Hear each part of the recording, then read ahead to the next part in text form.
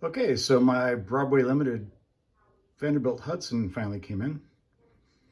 Um, like some of you, I'm sure you've had it on pre-order forever, but they finally built them, finally released them, and here it is. So we've got Paragon 4 Rolling Thunder. Mine is the version with the disc drivers. And of course it has Paragon 4 Sound DC, DCC with smoke in HO scale.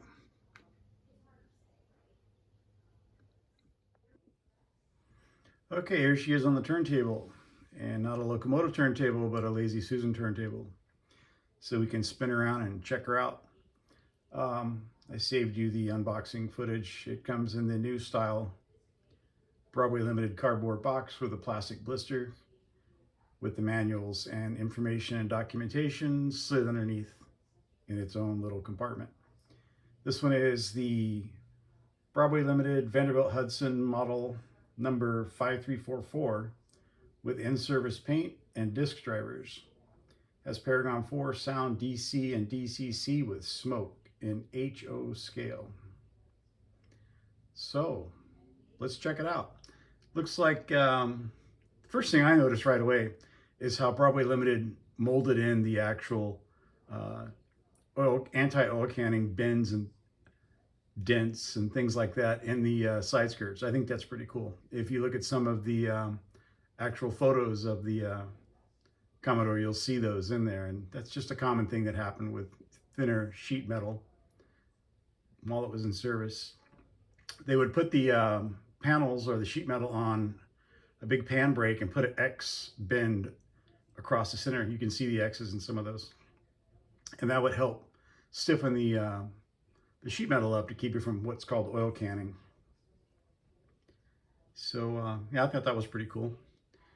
Looks like we also have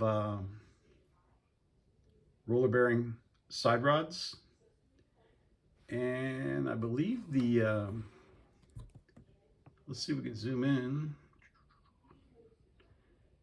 Yeah, the Hudson's had a booster engine, I think is what they called it. And there's actually two small steam cylinders on that trailing truck that drove that rear wheel to help them with more tractive power at lower speeds. They were built for speed, so they didn't do so well going slow. But yeah, that's why that rear truck looks a little different. It's a booster truck. Let's see, this is pretty good amount of zoom here. We can just pan and maybe spin around here. Let's check it out. We got rivet details. We got the handrail. And of course, this one has the white wall paint job and the white pinstriping. That is supposed to be the in-service paint job. It's kind of a really dark gray.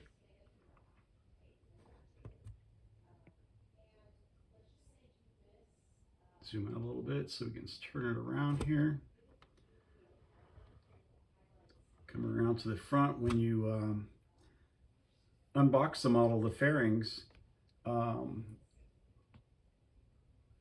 the front, right there in front of the very first wheel in the front truck, the pilot truck, you'll have to put those on. Mine didn't fit that tight, so I made sure that my radiuses on my layout weren't too tight, and I think it's okay. I went ahead and popped those on with just a little touch of glue. I'm sure they'll pop right back off it with some force, but I didn't want them falling off somewhere on the layout, so I glued them in. Those of you that ordered the model know what I'm talking about. Here, let me hold on just a second. Got my trusty skewer. So that piece right there, it comes separate in the bag, one for each side. And you'll have to assemble that, assuming your layout has large enough radius turns to allow that to work. Let's go here, coming around to the front. We got the New York Central badge. We've got a headlight. Looks like it has a slightly bulging lens. I believe the prototype had that, a glass lens like that, to aid in streamlining. got the footsteps here, handrails, handholds. Got the vent here. That vent was designed, let's see if we can see, did they mold it in? What would happen with this vent is forward speed, the air would come in through this vent and go in this trough here, and the back of the trough is upswept. And so it would create an effect of wind hitting and deflecting up, and it would draw the smoke up and away from the passenger train. And there are some videos of it at speed, and it does seem to work. So kudos to those engineers, using a little bit of airflow to their advantage to move smoke up and away from the train and the passenger cars. With this lighting, you can see the rivet detail around the headlight. There's also rivet detail around each plate. This the front coupler is permanently covered on the BLI model. You might be able to see that oil canning bend in the side skirts there. Let's see if we come back this way. Can you see it with the lighting? Yeah. Let's go around here.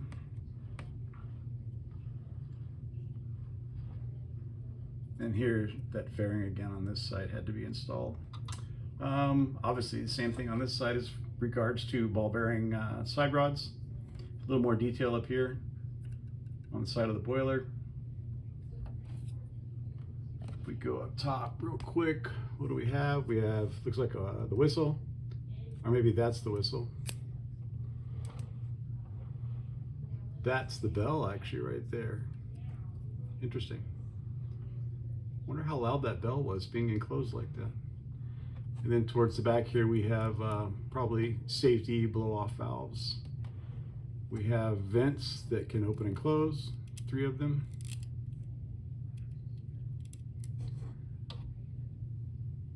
And we have crew figures in the cab. Have I think a deck here, yep, that lowers, raises.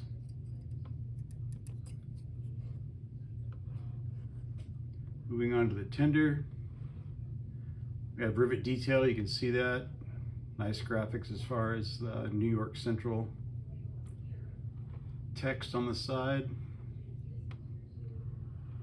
These doors, they slid open, kind of like a garage door. They, you know, you like the sound effects? So yeah, they would slide open and they could load the coal.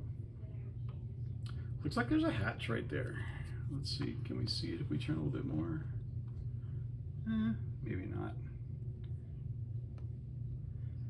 And we got some text here. Looks like what, 14,000 gallons? Something else going on over here. What do we have here? I think I noticed someone else doing a review, and this was on there as well. Maybe this, I don't know what that is. Anyway, so yeah, we've got air hoses with silver tips, the cut lever for the coupler here, more handrails, ladder, external conduit for the lighting, going up here, going across. You can probably see it better now. Let me look and see a little closer. I want to see what this is right here. Well, I don't know what that was, but for the most part it wiped off. There's little remnants there, but I didn't want to wipe too hard. Maybe we'll get a soft brush and a paintbrush, a little cleaner, and see if that'll come off, whatever it may be. There's also some handholds up here I just noticed. So some pretty good detail there. Rivets in the back. Coming along this side looks a lot like the other side. Let's see if we can zoom in a little bit.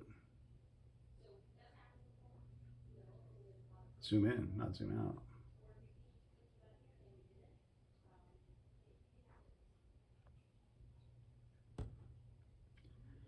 Yep. And so we're back on this side. You can see the cylinders for that booster motor there. Here and over there. Got crew in the cab. And I think that's about it as far as looking at her on the turntable. Let's roll her on her side and check out the belly. The belly of the beast. Stand by.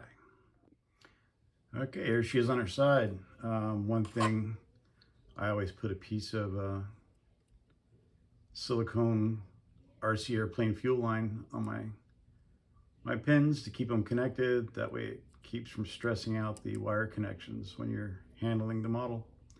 Anyway, so looks like on the bottom, very similar to all the other Broadway Limited 464 Hudsons. We have a rear truck that just pivots on a center pivot. It pivots here, and here is spring-loaded. It's pivoting around that section. We have traction tires on the rear driver, which is also the one that's geared to the motor. The other drivers are driven by the connecting rod, like the real locomotive.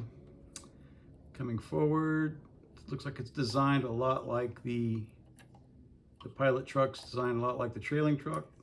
It's connected here where it pivots, and there's a pivot point here with a spring.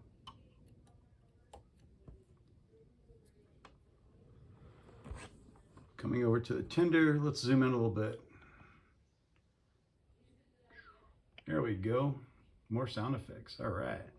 So if you ever had to take your tender off, there's a Phillips screw there, a Phillips screw on the opposite side, and a Phillips screw in this corner, and a Phillips screw down at the bottom, same location. Those 4 screws probably hold the shell on and it lifts off. There is some detail in regards to being prototypical. Looks like there is an air brake right there. And this thing here is a water scoop. You can look it up on YouTube, but on the East Coast, they would build water troughs between the rails, and these guys could, while on the move, lower or open their water scoop and fill up their tender with water without stopping for water. Pretty cool. But yeah, well, there's the belly.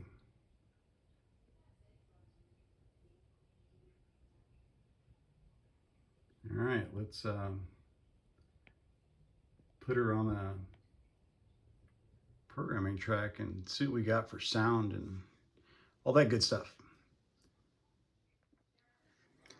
Also, I remember that I know there's some concern people may have with the pulling power. I wanted to check the weight, because the Dreyfus that Broadway Limited released was a brass hybrid, I believe. And I wanted to see how this stacked up weight-wise against that. So it looks like we're sitting at, what, 26.2 ounces,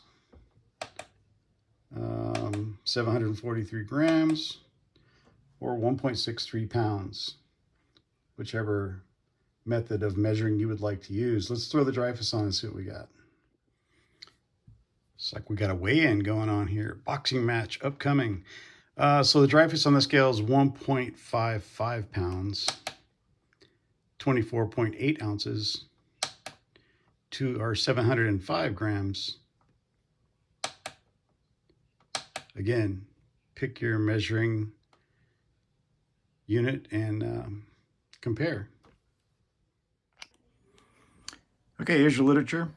It's in a little cubby in the box underneath the blister pack.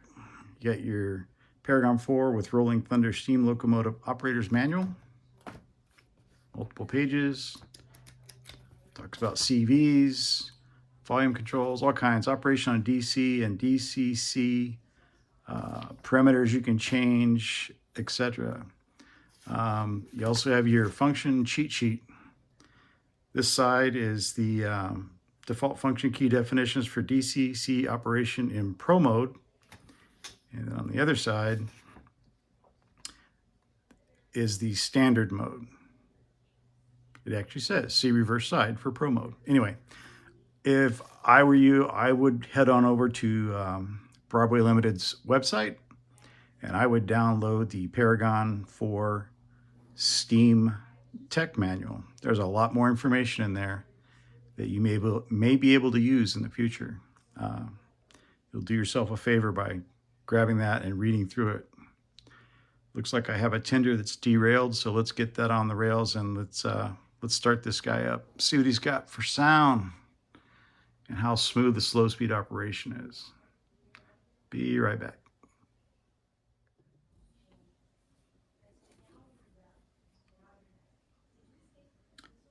All right, I've changed the address using my NCE power cab on my test track.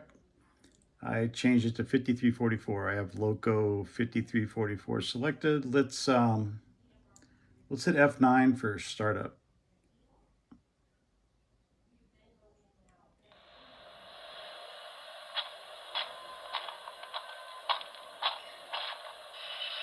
Got the guy walking out to the locomotive, turning some valves, opening some doors. Got some steam coming out of the stack now.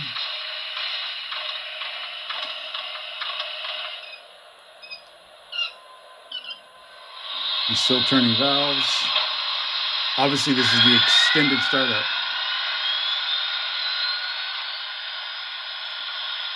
The lights are now on. Cab light is on. Do you have a front light yet? Oh, yes, we do. Awesome. All right, let's go through the functions. Function 1 is bell.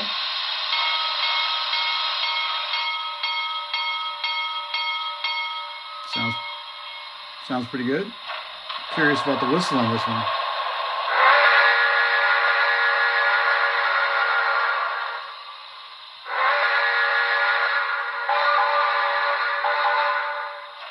Pretty cool, pretty cool. Coupler sound.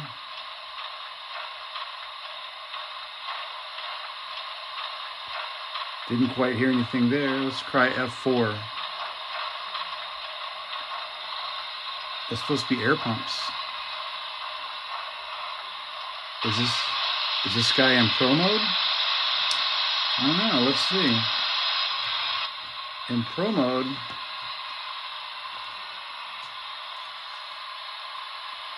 F4 has no effect. F3 turns the rear light on and off.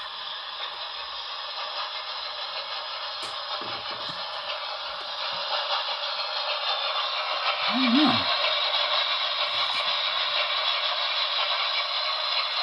Let's see, F5 should be blow down. We could definitely hear that.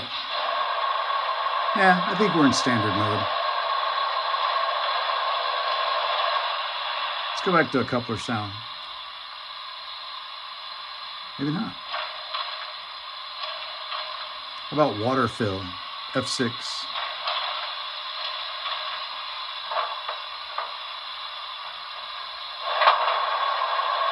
Yep, there's our water.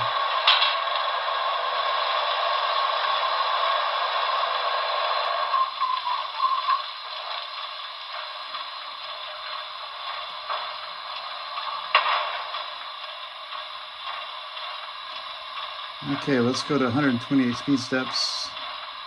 Let's see how she does taking off. Speed step 1 of 128.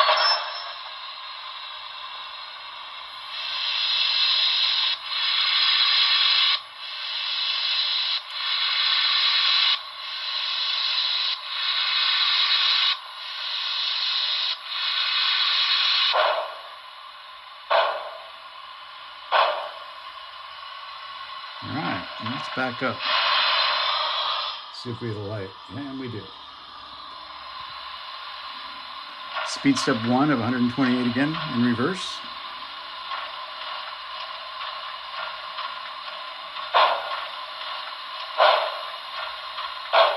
Speed step 2. 3. 4. 5. 6. And in case you're wondering, yeah, that's my wife.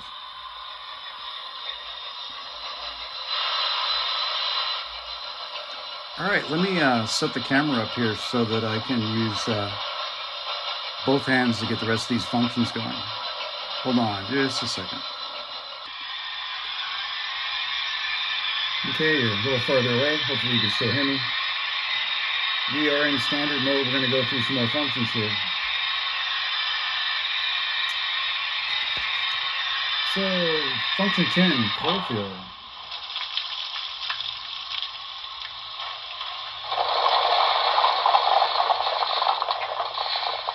That's coal fill and auger. Interesting. Water injectors, 11.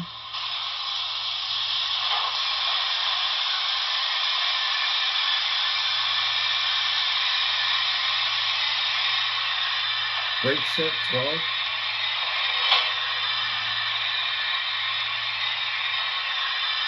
Let's turn off those water injectors, Okay, F-13's grade crossing.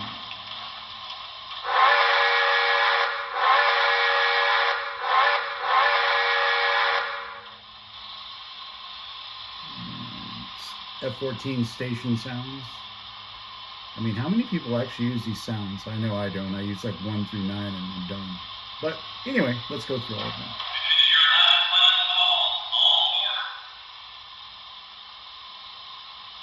Then yard radio chatter, F-15. Probably gonna be leaving. How much work? Have you got any OT on the train? All fixed up and ready to go. Station and the yard going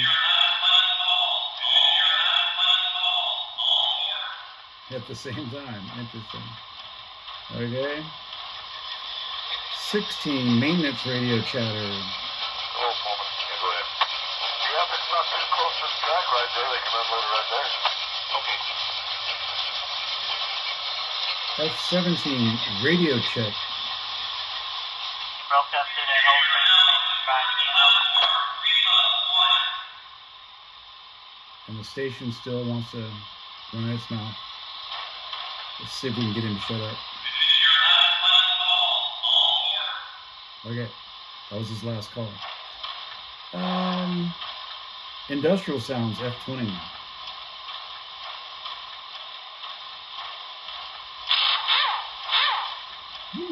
Dugga dugga. Lumber mill sounds, 21.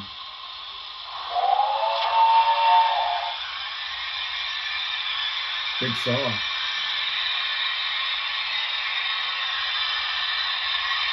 F-22 is a whistle toggle. So what's she sound like now?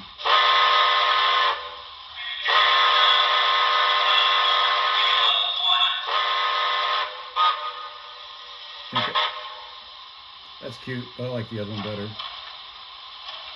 go back.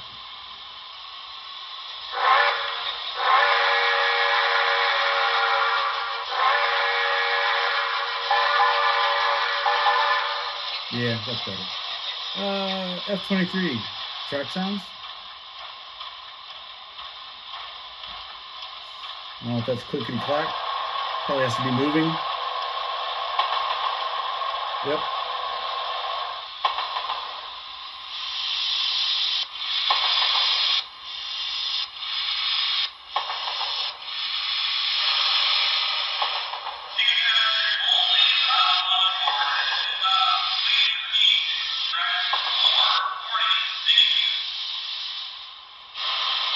Boy, that guy just wants to run his mouth at the station.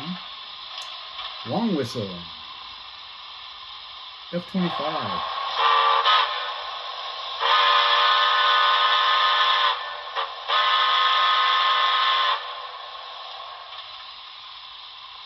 And F-26 and F-27 is macro playback and macro record. F-28 is brake squeal.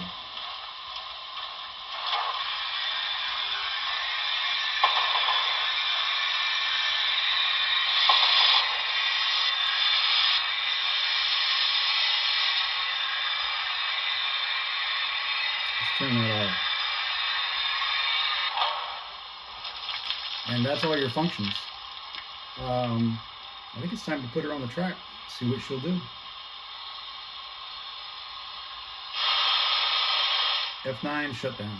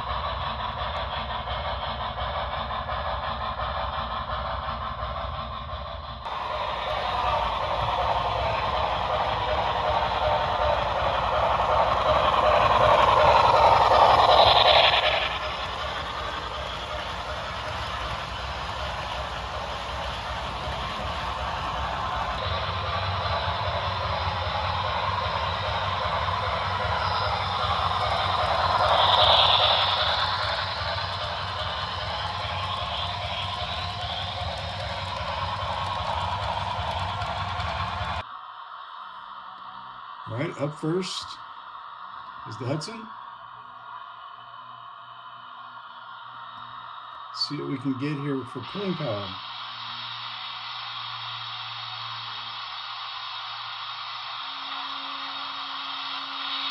It's going to spin the track out from underneath me.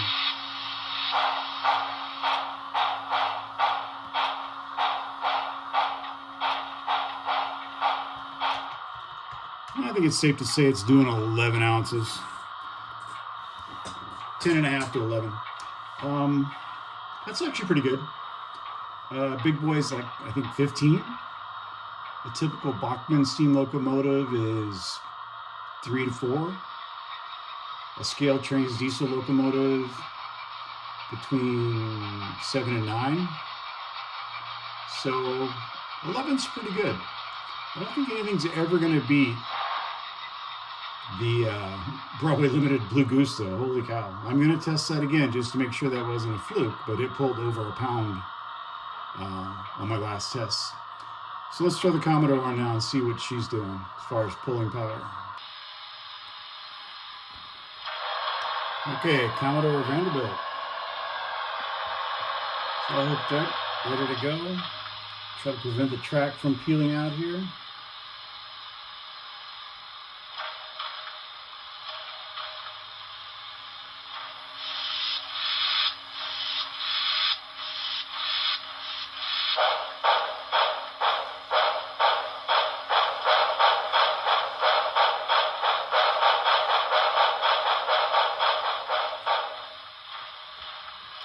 Pretty similar to the Dreyfus, actually. 10.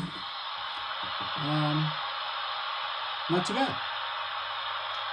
I have some streamlined New York Central cars I'm going to pull in the layout later with it, but let me go grab the Blue Goose just because the last time I tested it, it was over a pound of pulling power, and I still don't believe that. Be right back. Okay, we have the Blue Goose spooling up here. Let's see what she's got for pulling power. Gonna reset this. And let's go. Oh, yeah, it's pulling.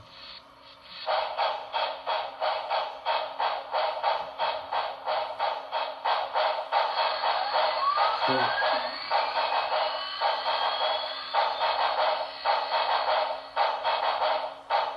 it's got a section there where it pulls really hard. So 11.8. So the Blue Goose and the Dreyfus are pretty close. So that section of track that I did my Blue Goose test on must have had some VHT on the rails, because man, she was hooking up and pulling like well beyond 16 ounces. So anyway, they're all in the ballpark, right? Between 10 and 11, 11.5. And that's pretty substantial pulling power. I don't know that you're going to have any problem pulling a passenger consist with those, as long as they're decent, you know, decently rolling passenger cars. I know BLI's daylight cars actually require quite a bit of pulling power. I don't know about their other passenger cars, but a lot of the passenger cars that are available to us, if they're not brass, you know, River Rossi or Athearn or even Bachmann, those all roll fairly easily with their metal wheels. You should have no problem pulling 9, 10, or 11 of them, even on a 2% grade. We'll see here in a bit while I pull the cars that I have, the New York Central cars I have around the layout, but shouldn't be a problem. And let's get back to the New York Central Commodore Vanderbilt review.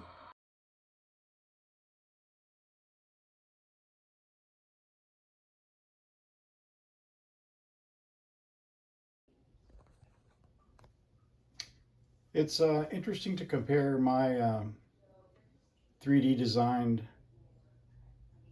Commodore Vanderbilt that I built because I was tired of waiting on Broadway Limited to build one, to the new Broadway Limited release of the Commodore Vanderbilt. I got pretty close. And I basically did my design just looking at photos. So, not too bad. I mean, obviously it's not perfect. But, I mean, there's a lot of similarities.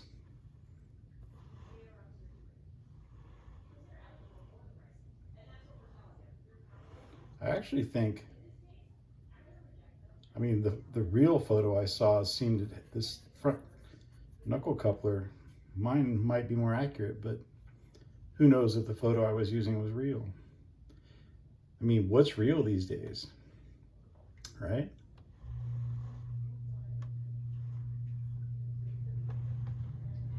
And you have this arch coming down, the side paneling.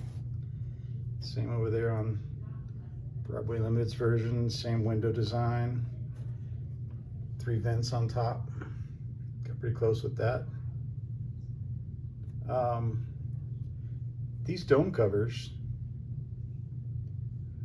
maybe mine's a little off, but I could have swore that this is what I saw on the one picture that I could find.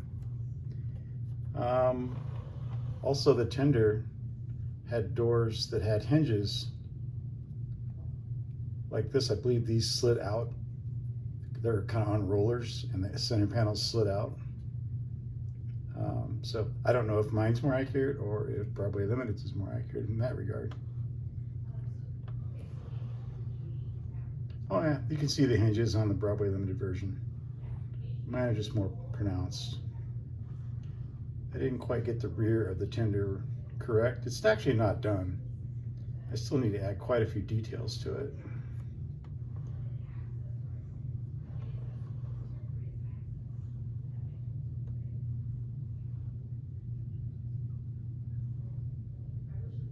I like how you can see it.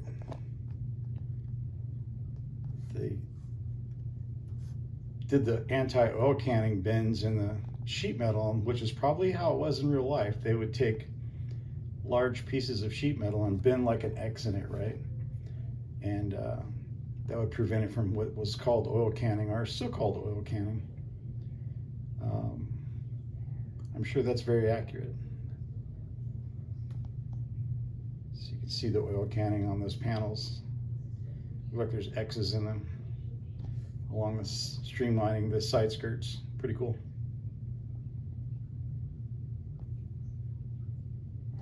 This design here, how the streamlining carried on down to the front, it was kind of difficult to do in CAD, but I got it. Interesting. Pretty close. Anyway, that girl did the job until this girl showed up. But maybe I'll paint this one half of it red, and I'll have a paste setter, homemade paste setter. That's actually not a bad idea since it's already gray. Anyway, just thought it was interesting that I got that close based off of just pictures, and I designed that on Tinkercad, which is a pretty basic CAD program.